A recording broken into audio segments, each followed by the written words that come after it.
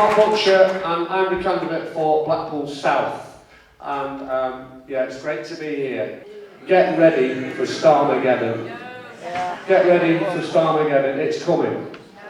And like Dan says, who's going to be the opposition to this? Who's going to stand against them? And a miracle might happen, eh? 17.4 million might come out, eh? We take the government as well. It's wonderful to be here, thank you. You know, it's humbling really to be given this amazing opportunity to speak for all of you, really. To be the person who's the voice for the residents of Blackpool South.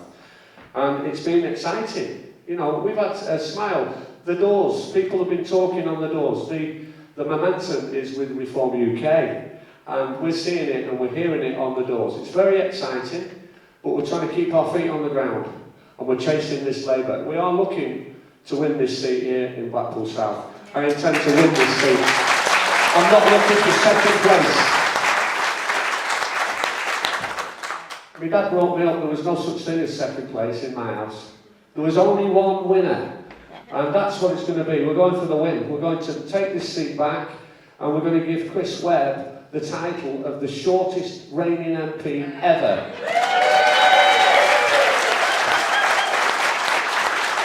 It's wonderful to see some of the candidates here. Brooke as well from Fylde, another fantastic candidate. Get behind Brooke. Wonderful lad. On the Fylde coast, fighting a good fight. So I want to talk about just briefly some of the things about Blackpool South.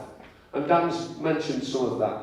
And obviously the great idea for the major film studio is something that we are really pushing. And the good thing about the film studio is it brings jobs all year round, and it brings in massive investment into the town, and it puts Blackpool on the map. And the worldwide map as well. And this will be a film studio for hire.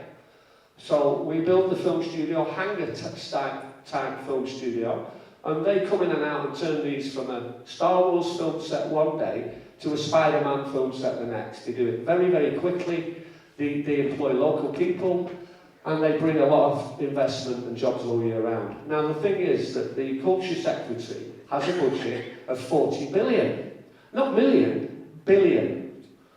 Just let that sink in for a minute. £40 billion at Arts and Culture Secretary. So why is it that all the infrastructure has been built in the North and West London? Why is everything happening in London? Nothing's happening up here. We've got no physical infrastructure. So we're not even in the game. We can't apply for the movie lottery grants because we don't have a film studio. Once we've got a film studio in place, the physical infrastructure for hire, Netflix, all of the Universal, all of the big film companies will be very interested to come to Blackpool. We've got an already wonderful film set built. We've got the tower, the piers, the 7 miles of Golden Promenade. It's a film set already built, ready to go. We've got Fleetwood that could be turned into a Scottish village in no time at all.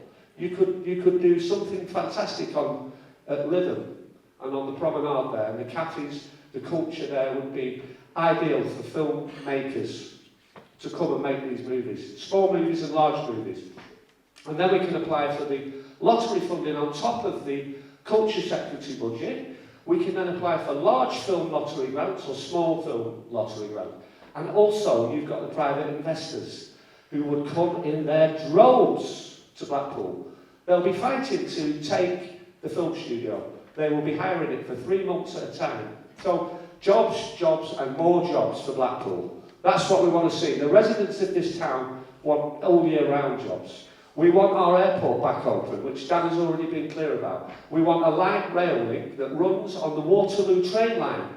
And this should be called our airport line. Why is that not called our airport line? It stops at the airport, but Blackpool Council, and in their wisdom, have called the Squires Gate station Squires Gate.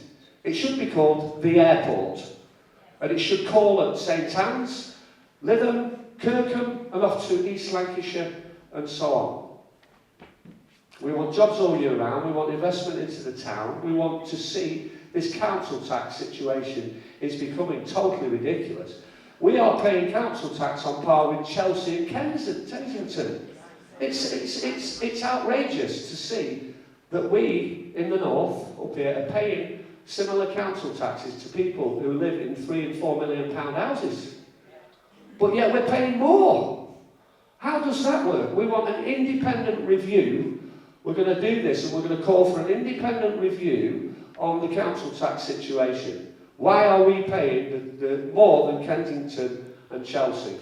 And our houses are worth 10 times less than theirs. So that's something we're really going to push for. Again, these things are what the residents have been asking me to do. I'm not coming on here with an agenda of my own, although the film studio is something that we're really passionate about, and the airport. But this is what people are complaining about. This is what people are getting worried about. And Dan's mentioned it, the antisocial behaviour.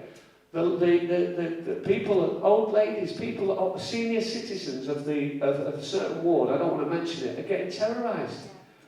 And I'm seeing it and hearing it, and this is something we must stamp out.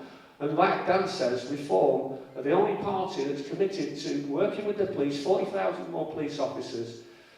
This is something that we need to change, and we need to take this opportunity to change it now. I'm just going to leave it at that, but thank you very much for giving me this opportunity to speak to you all. Get out and vote for ReformUK. Become part of the revolt. That's what I want to see. Let's get this momentum on the ground.